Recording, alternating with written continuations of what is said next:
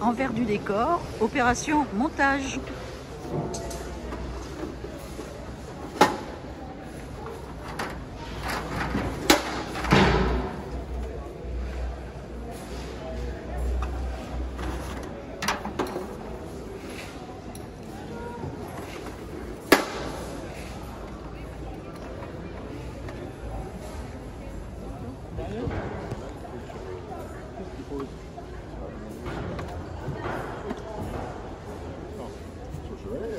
D'accord, donc là il faut qu'on le tienne bien derrière. Bah écoute, regarde un peu le...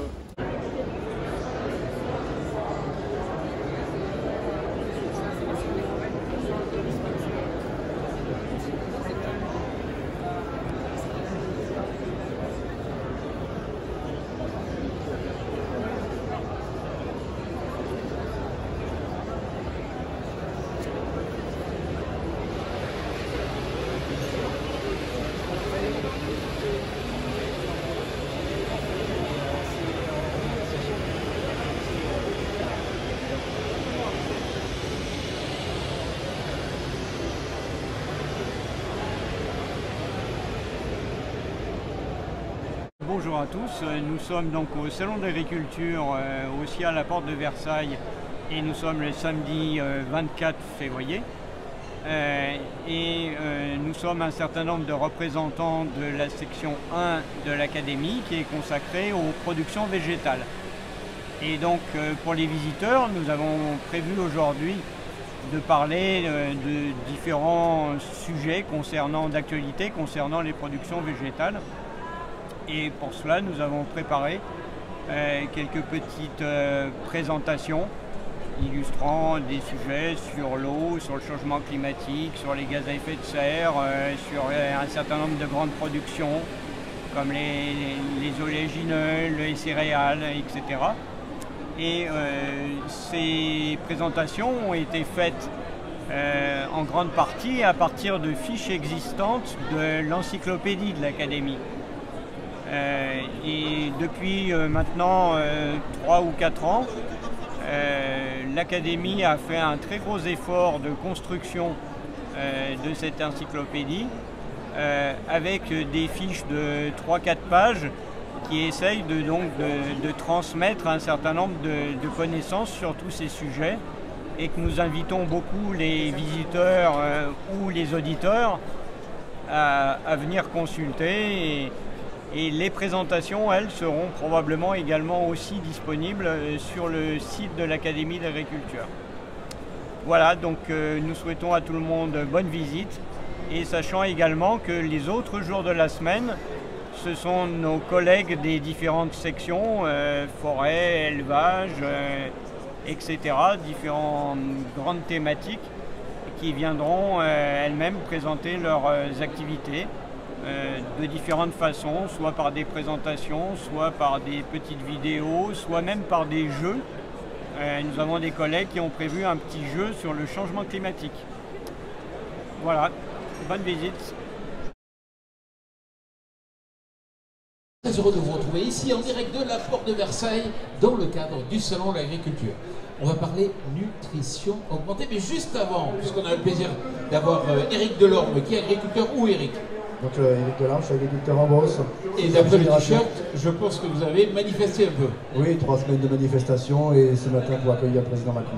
Voilà, mais avec vous, on va parler fertilisation, puisque j'ai le plaisir aussi d'accueillir à ma droite Christian Huyghe. Bonjour Christian. Bonjour. Directeur scientifique agriculture de l'INRAE. Tout à fait. Et à ma droite, à nouveau, Delphine Gay. Bonjour Delphine. Bonjour. Directrice communication, affaires publiques, notamment de Yara. La première question, le terme de nutrition augmentée, il cache quoi? Il parle de quoi? Expliquez-moi. Ben, le mot, il cache quoi? C'est le mot caché est bon en fait. On pense la nutrition des plantes aujourd'hui, comme on l'a imaginé il y a quand même un certain temps, comme si le sol était neutre.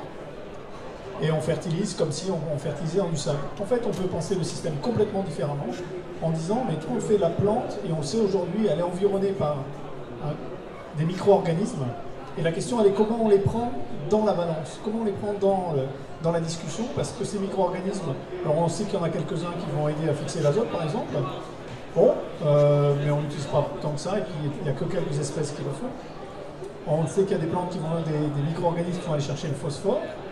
Et en fait, si on les pense en tant que communauté et qu'on pense l'interaction entre la plante et cette communauté-là, et ben en fait, ça change absolument tout, puisqu'on va penser autrement la nutrition minérale, on va penser autrement l'utilisation des nutriments organiques, on va pouvoir utiliser de la biostimulation, on va utiliser les successions culturelles différemment, mais aussi les associations entre espèces, parce qu'en fait, c'est par les micro-organismes que quand on met deux espèces l'une à côté de l'autre, eh ben, elles dialoguent par ces micro-organismes, d'où le terme qu'on avait imaginé un jour en discussion avec Delphine et ses collègues, de nutrition augmentée, parce que de fait, c'est quelque chose qui est augmenté, et ça doit nous amener à repenser la totalité de ce qu'on fait quand on fertilise des plantes. Est-ce qu'on peut faire un parallèle avec un microbiote intestinal? C'est exactement la même chose. Le microbiote intestinal, c'est un des microbiotes que l'humain héberge. On sait aujourd'hui que le microbiote et sa déformation est responsable d'une très grande partie des maladies chroniques non transmissibles. Mais en même temps, en fait, ça c'est le côté le verre à moitié vide, le verre à moitié plein, c'est qu'il rend énormément de services. Et on a par exemple à INRAE développé une start-up où en fait on traite les malades qui vont recevoir un traitement oncologique en récupérant leur microbiote avant un traitement et en le réinjectant après pour récupérer très très vite des fonctions. C'est bien parce que le microbiote rend plein de services. Et bien, sur les plantes, c'est exactement la même chose. Il y a 3 microbiotes dans les plantes, un microbiote racinaire, un microbiote aérien et puis un microbiote endosphérique, c'est-à-dire à l'intérieur des plantes, où là on ne sait pas trop à quoi il sert.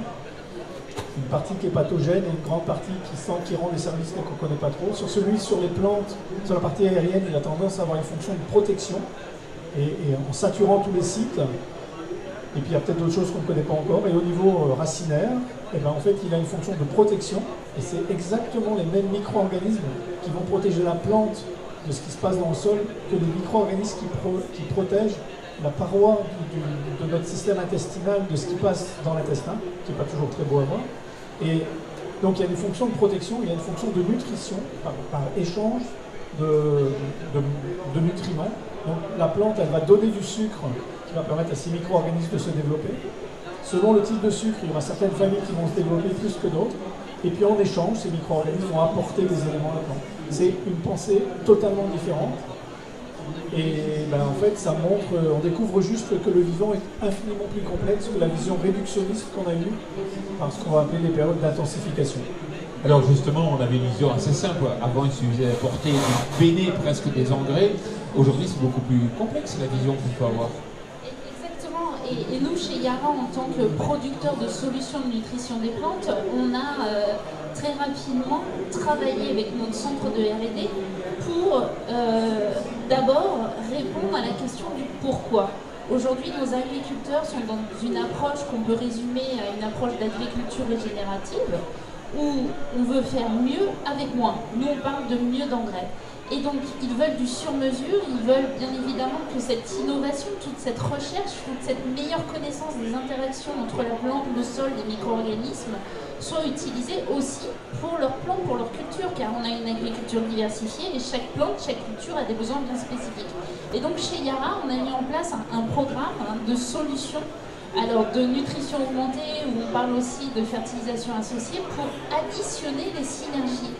Et en effet, aux agriculteurs qui ont besoin de répondre à ces enjeux de réduction des impacts sur l'environnement, mais également économiques pour leur exploitation, ils ont besoin d'avoir des solutions qui permettent de nourrir la plante, de réduire les émissions.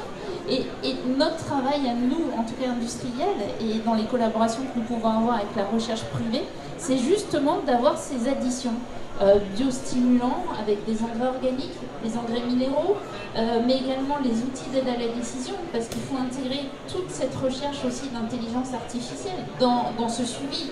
Donc on peut parler d'innovation, alors pas forcément de rupture d'innovation, mais d'une nouvelle approche qui nous permet vraiment d'avoir une synergie, car le minéral a besoin aussi d'engrais organiques, de biostimulants pour le microcosme, et cette santé du sol, cette nutrition du sol, cette fertilité du sol rentre aujourd'hui dans nos programmes de recherche pour proposer des solutions complètes et sur mesure aux agriculteurs. Et c'est vraiment une nouvelle approche où on a un travail transversal, mais là je vous ai expliqué le pourquoi, mais le comment, il va falloir aussi changer cette approche de l'agriculture. Alors c'est vrai que l'INRAE est souvent en avance, Nous, les industriels, on travaille en direct avec nos clients, les agriculteurs, pour tester, expérimenter, mais là, je pense qu'on n'a plus le temps d'attendre et qu'il faut accélérer cette transformation. Et justement, on va demander à Eric, comment vous percevez cette évolution? Moi, cette évolution, je la vois à travers les satellites principalement, et je vais rebondir sur AdFarm. Je pense qu'on peut alimenter nos plantes via AdFarm, via le satellite, via les couleurs qu'on peut avoir sur nos cartographies. Et je pense que pour une question de simplicité aussi pour les agriculteurs, parce que toute cette boîte à outils qui s'ouvre à nous, il faut qu'elle soit aussi simple, parce que l'agriculture est multiple et complexe. Et on le voit ce matin, et donc je pense qu'il faut un visuel très simple, que ce soit compréhensible et puis qu'on puisse l'adapter et le répercuter sur nos outils de travail, style de semoir à engrais et ainsi de suite pour alimenter nos plantes.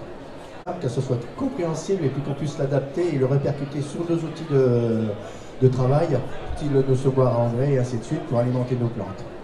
Alors c'est intéressant parce que ça a complexifié la façon de concevoir et c'est à la fois complexe de le comprendre. Christian Huyghe, j'ai vu par exemple votre information en disant qu'il y a un colorant qui peut interagir et qui peut expliquer pourquoi on peut avoir certains problèmes intestinaux. Est-ce que demain, vous allez pouvoir agir sur certains facteurs qui vont être capables de booster à court terme ou il va falloir attendre longtemps avant d'avoir cette capacité d'agir? C'est une question qui est extrêmement compliquée et ce serait présomptueux de ma part de donner la réponse certaine. En fait, on doit osciller entre deux dimensions. La première, c'est est-ce qu'il y a une souche microbienne qui a un effet majeur? Et en fait, on a un peu cet héritage-là, qui est en fait l'héritage du monde de la chimie, où en fait, il y a un truc qui a un effet. Et puis, quand on parle de communauté microbienne, il y a des effets de communauté. Et en fait, on a énormément de mal à connaître ces effets de communauté. On sait qu'ils existent, ça veut dire que s'il y a 3 membres de la communauté, ben c'est plus que la somme des 3. Et en fait, ça veut dire qu'on a un peu de mal à comprendre aujourd'hui. Delphine mentionnait l'intelligence artificielle. L'intelligence artificielle, elle va nous donner un levier d'action parce qu'on va être en capacité de séquencer énormément de populations et de traiter cette information sans avoir d'hypothèse a priori. Parce qu'en fait, souvent, on fait une hypothèse, on regarde si elle est vraie, mais là, sur des fonctionnements de communauté, on doit fonctionner sans savoir. Alors, pour revenir, effectivement, je comprends complètement la question de comment on fait pour que ce soit à disposition. Alors, c'est pas une recette, mais il faut que ce soit quelque chose de facile à comprendre, qui doit prendre les conditions de votre exploitation, c'est pas le même que chez votre voisin à 50 km. Donc, comment on prend ça? On va utiliser, comme le disait Delphine, des engrais, mais on va utiliser les engrais organiques. La part de nutriments qui est perdue est juste non tolérable. Hein. En gros, si j'ai bonne mémoire, 33 millions de tonnes de nutriments qui sortent des exploitations ou qui sortent des villes, et seulement 5 qui sont utilisés, donc le reste, ils se retrouvent dans la mer. Et donc les agriculteurs, ils ont payé pour les avoir au départ, et ils sont perdus. Donc comment on fait pour les utiliser? Et ça sera sans doute des combinaisons entre des engrais organiques qui ne sont pas stables, des engrais minéraux qui sont stables et des nutriments, des biostimulants qu'il faudra apporter. Et tout ça à la fin, comme vous le disiez, il faut que ce soit utilisable, que vous puissiez rentrer le numéro qu'il faut dans la machine et que la machine après s'adapte en fonction de la caractéristique de votre milieu, où il va avoir l'élément supplémentaire qui est que le microbiote de votre sol ne sera pas le microbiote de votre voisin parce qu'il héritera ce que vous avez fait depuis 10 ans. Mais c'est le prix à payer pour la vraie efficacité de demain. Delphine? Oui, tout à fait. Dans ces innovations, on parle d'engrais organo-minéraux biosourcés décarbonés, c'est-à-dire qu'on va additionner aussi toutes les innovations. On commercialise cette année les premiers engrais minéraux décarbonés, justement pour réduire l'empreinte des cultures d'Eric. Eric le sait, si demain il passe à une utilisation d'engrais minéraux décarbonés, c'est 20% de réduction de l'empreinte carbone de sa production et c'est 12% sur une baguette.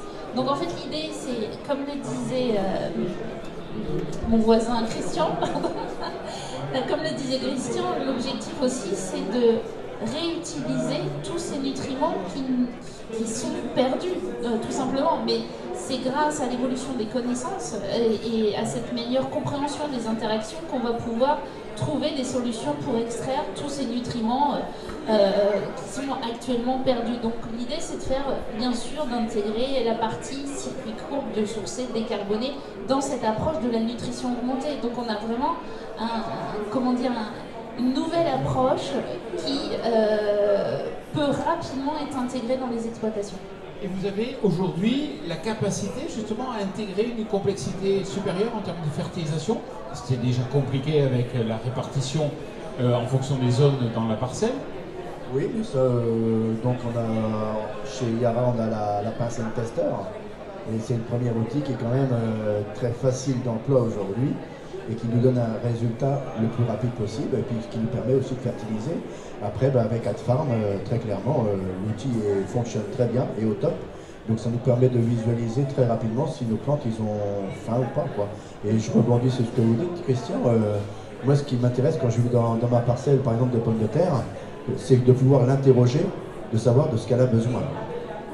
Et je voudrais tellement lui parler. Ça va être compliqué, vous n'êtes pas capable de créer la communication. Elle a du mal encore à répondre. Mais non, mais c'est une façon intéressante de poser la question de qu'est-ce qu'on doit mesurer demain. En fait, aujourd'hui, quand vous faites des analyses de sol et que vous en faites, on regarde toute la partie physico-chimique. On n'a jamais la mesure biologique. Elle est compliquée, la mesure biologique, mais c'est pas parce qu'elle est compliquée qu'il ne faut pas chercher à la voir. Et donc, ça rejoint ce que je disais tout à l'heure. En fait, on va produire des volumes énormes de données qui vont, d'une part, vous aider, et puis d'autre part, qui vont alimenter de la recherche en train de se faire avec les entreprises, avec les centres de recherche, pour réussir à comprendre toute cette diversité-là et à nous donner une valeur.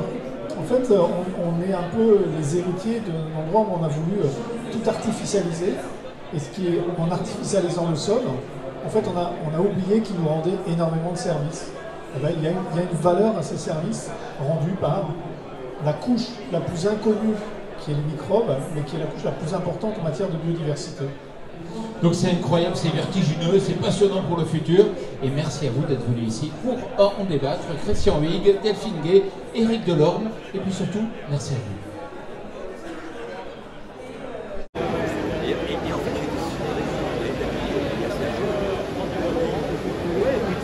Je te croyais pas. Pourtant, moi, je suis content, je la connais mieux que toi. Oui, mais pour moi, Nathalie, elle a 1 ou 2 ans de moins que moi. C'est complètement.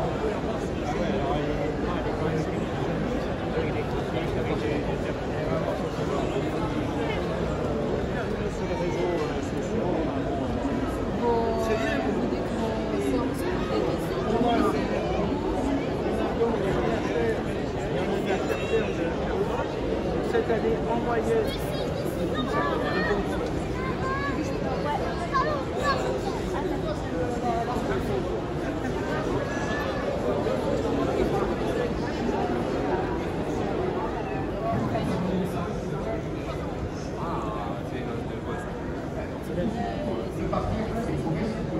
l'on ne pouvait pas tenir. Si vous voyez la référence à laquelle je fais et le montage que vous venez de parler. À ce stade, nous avons un choix de société, un choix de philosophie agricole et d'orientation de la politique agricole, politique stratégique agricole. Donc, ce qu'il faut, c'est évidemment qu'il faut tendre vers l'utilisation.